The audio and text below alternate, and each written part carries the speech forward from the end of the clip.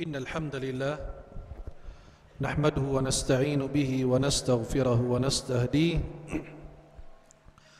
نعوذ بالله تعالى من شرور أنفسنا وسيئات أعمالنا من يهديه الله فلا مضل له ومن يضلل فلا هادي له أشهد أن لا إله إلا الله وحده لا شريك له له الملك وله الحمد يحيي ويميت وهو على كل شيء قدير أشهد أن سيدنا محمدا عبده ورسوله اللهم صل وسلم وبارك عليه وآله وأصحابه ومن تبعهم بإحسان إلى يوم الدين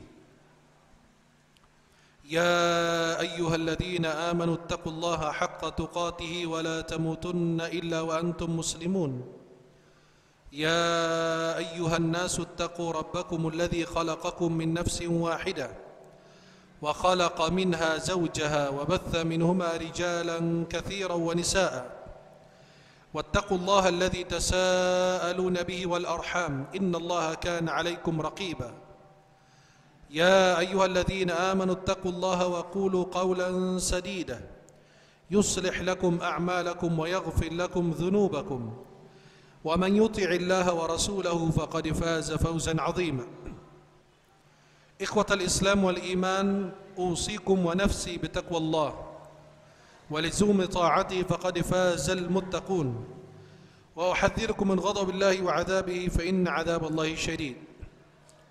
Para jamaah ini dimuliakan Allah, uhibbukum jami'an fillah.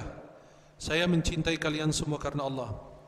Semoga Allah senantiasa mempertemukan kita di dunia dalam taat dan di akhirat di surganya Allah Subhanahu wa taala.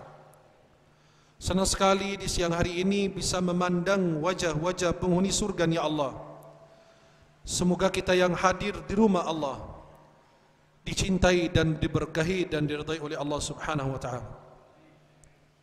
Ikhwatal Islam wal Iman, khatib berwasiat pada diri khatib dan jamaah semuanya agar senantiasa meningkatkan kualitas keimanan kita kepada Allah dan menjauhi larangan Allah Subhanahu wa taala. Subhanaka la ilma lana illa ma 'allamtana innaka antal alimul hakim. Rabbi shrah li sadri wa yassir li amri wahlul 'uqdatam min lisani yafqahu qawli. Para jamaah yang dimuliakan Allah Subhanahu wa taala. Doa adalah senjata orang beriman. Doa adalah tangga pengantar.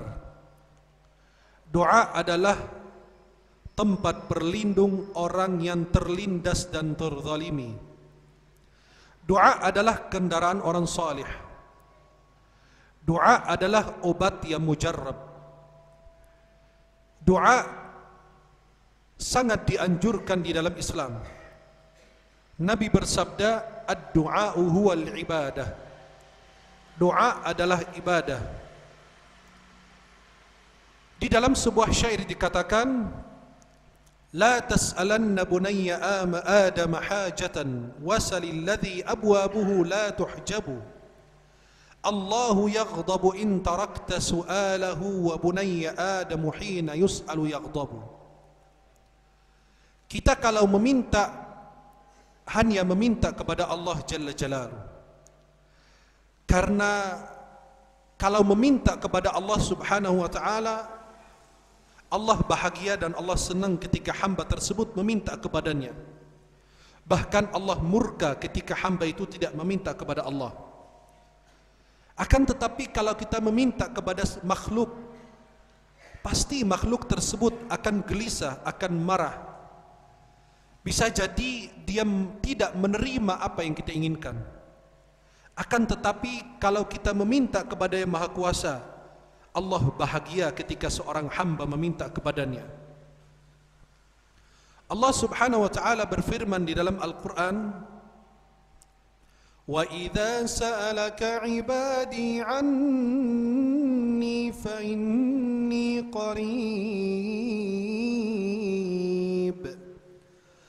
قريب أجيب دعوة الداعي إذا دعان فليستجيبوا لي وليؤمنوا بي لعلهم يرشدون Wa idza sa'alaka 'ibadi 'anni fa inni qarib.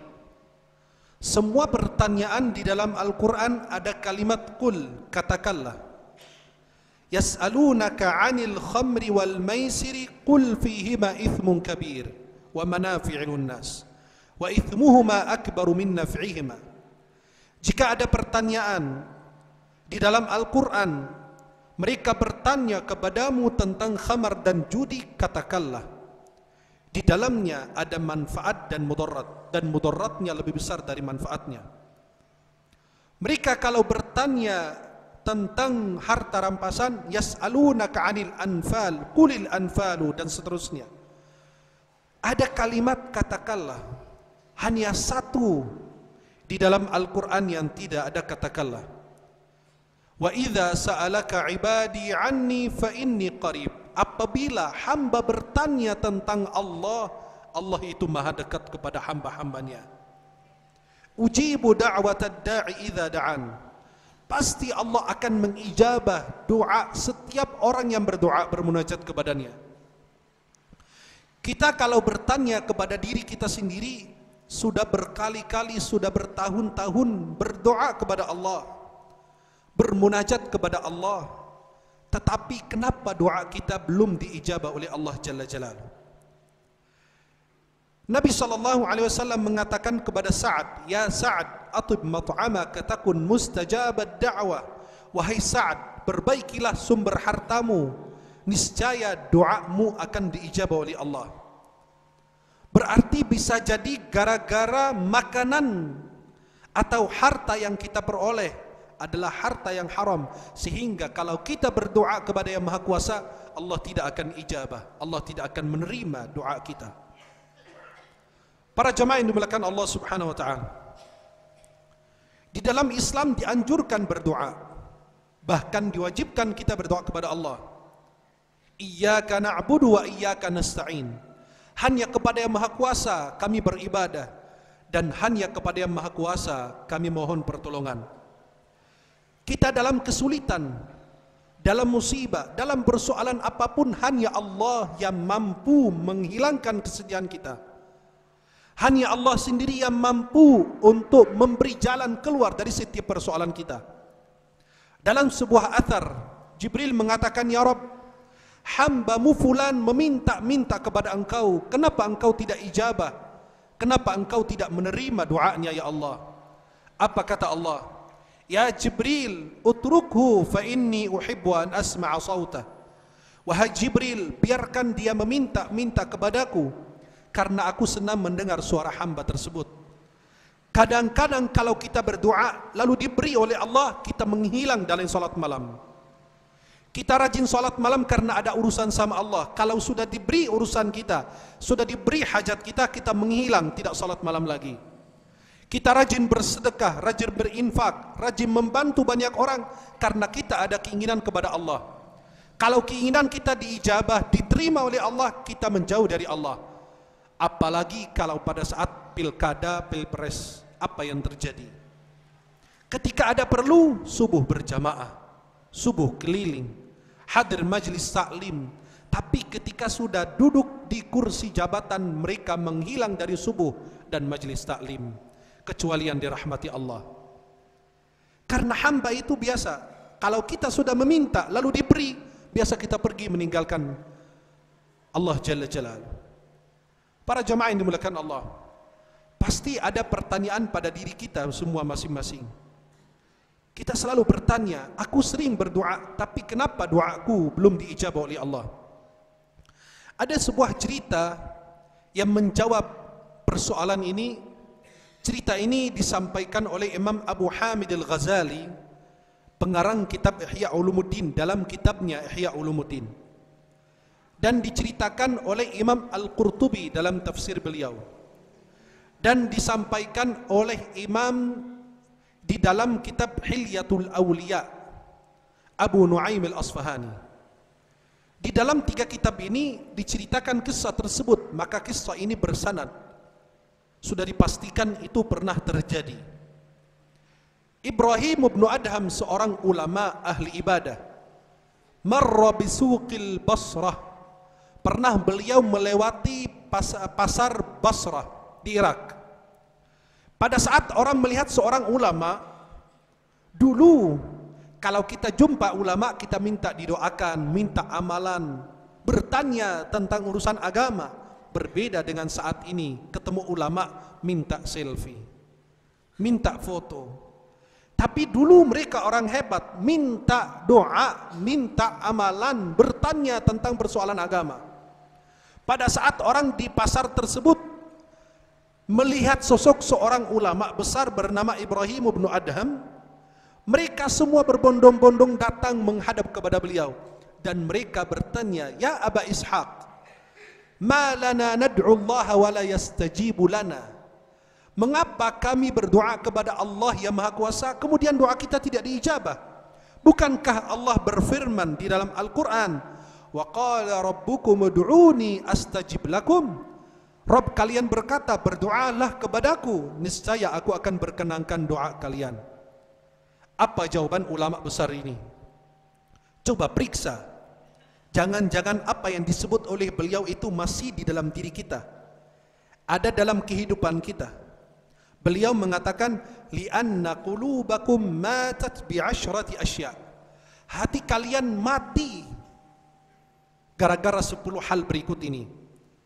Oleh karena itu doa kalian tidak diijabah oleh Allah Subhanahu wa taala. Apa itu ya Ibrahim bin Adham? Perhatikan, periksa apakah 10 hal ini terdapat di dalam kehidupan kita, di dalam diri kita. Yang pertama, araftumullah wa lam tuaddu haqqah. Kalian sudah mengenal Allah tapi kalian tidak memenuhi hak Allah. Banyak kita meminta kepada Allah tapi hak Allah kita tidak tunaikan. Salat kita tepat waktu tidak dikerjakan. Panggilan Allah kita abaikan. Perintah Allah kita tunda-tunda. Larangan Allah kita langgar. Itu yang menyebabkan doa kalian tertolak. Yang pertama, kalian sudah mengenal Allah tapi kalian tidak memenuhi hak Allah. Yang kedua, qara'tum kitaballahi wa lam ta'malu bih. Kalian rajin baca Al-Quran tapi tidak mengamalkan isi kandungan Al-Quran. Allah berfirman, liyunzira man kana hayya. Al-Quran itu membawa peringatan untuk orang yang merasakan ada kehidupan di dalam dirinya. Dia punya rasa bahwa dia masih hidup. Al-Quran itu adalah kitabullah.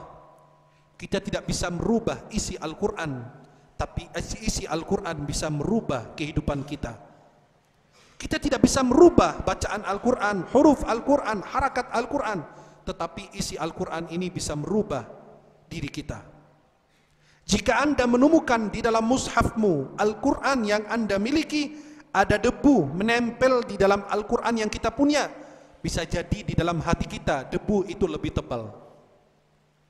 Maka bukan hanya cuma dibaca Al-Quran, liyadabbaru ayati, agar mereka mentadaburi ayat-ayat Al-Quran. Kemudian yang ketiga, idda'aitum hubba Rasulullah sallallahu alaihi wasallam wa taraktum sunnatah. Kalian mengaku cinta Rasulullah, taat kepada Rasulullah, tapi kalian meninggalkan sunnah-sunnahnya. Sekarang sunnah Nabi diremehkan, ajaran Nabi diremehkan, dikucilkan. Bayangkan, sunnah Nabi kalau dalam ilmu fikih atau usul fikih dikatakan ma yuthabu fa'iluha wa la yu'aqabu tarikuha. Sunnah itu apabila anda kerjakan dapat pahala, kalau anda tidak kerjakan maka tidak mengapa. Tapi menurut ulama yang ahli ibadah dan semangat ibadahnya, mereka mengatakan sunnah dikerjakan dapat pahala, tidak dikerjakan anda manusia rugi. Karena sunnah akan menyempurnakan kekurangan fardu kita di hari kiamat. Kemudian yang keempat, idda'aitum adawata syaitani wa wafaqtumu. Kalian mengakui, meyakini bahwa syaitan adalah musuh. Inna syaitana lakum aduun mubin. Sesungguhnya syaitan itu adalah musuh nyata untuk kita semua. Tetapi kalian masih membenarkan apa yang dibisikkan oleh syaitan kepada kalian. Yang kelima, qultum nuhibbul jannah wa lam ta'malu laha. Kalian mengatakan kami mencintai surga, kami menginginkan surga. Bahkan dalam doa kalian, nas'aluka ridhaka wal jannah, kami memohon ridhamu dan surgamu ya Allah. Tapi kalian tidak mempersiapkan diri kalian, amal perbuatan kalian untuk surga tersebut. Yang keenam, qultum nakhafun nar walam tahrabu minha. Kalian mengatakan dan mengakui bahwa kalian semua takut kepada neraka, tetapi kalian malah tidak melarikan diri kalian daripada neraka tersebut. Yang ketujuh, qultum innal mauta haqq walam tasta'iddu lah. Kalian mengatakan kematian itu adalah benar, hak, tetapi kalian tidak mempersiapkan diri kalian untuk kematian itu. Anda merasa diri Anda masih muda, Anda masih sehat, Anda masih kuat, padahal kematian tidak mengenal sakit, tidak mengenal tua, tidak mengenal muda, hanya mengenal likulli ajalin kitab. Setiap yang bernyawa itu, setiap manusia itu ada ketentuannya, ada waktu-waktunya. Kullu nafsin dha'iqatul maut. Setiap yang bernyawa itu pasti akan mengalami dan merasakan kematian. Yang kedelapan, ishtaghaltum bi'uyubi ikhwanikum wa taraktum uyubakum. Kalian sibuk mencari aib saudara kalian, teman kalian, keluarga kalian, sahabat kalian, tetapi kalian tidak pernah sibuk mencari aib diri kalian sendiri. Pantasnya seorang muslim memiliki dua cermin. Yang pertama, cermin untuk melihat aib dirinya. Cermin kedua untuk melihat kelebihan orang lain. Yang kesembilan, beliau mengatakan akaltum ni'amallahi walam tuaddu syukraha. Kalian makan dari nikmat-nikmat yang Allah berikan, tetapi kalian tidak memenuhi dan tidak bersyukur atas nikmat yang Allah berikan kepada kalian. Yang kesepuluh, dafantum mautakum walam ta'tabiru bihim. Kalian mengubur saudara-saudari kalian, tetapi kalian tidak pernah mendapatkan pelajaran dari kematian tersebut. Ini 10 hal yang menyebabkan doa kita tertolak. Semoga kita bisa introspeksi diri kita, bisa kita evaluasi diri kita, bisa muhasabah diri kita. Semoga Allah senantiasa meridai dan merahmati kita semuanya. Barakallahu li wa lakum fil Qur'anil azim, wa nafa'ani wa iyyakum bima fihi minal ayati wa dzikril hakim, wa taqabbala minni wa minkum tilawatahu innahu was samiul alim, fastaghfiruhu innahu huwal ghafurur rahim.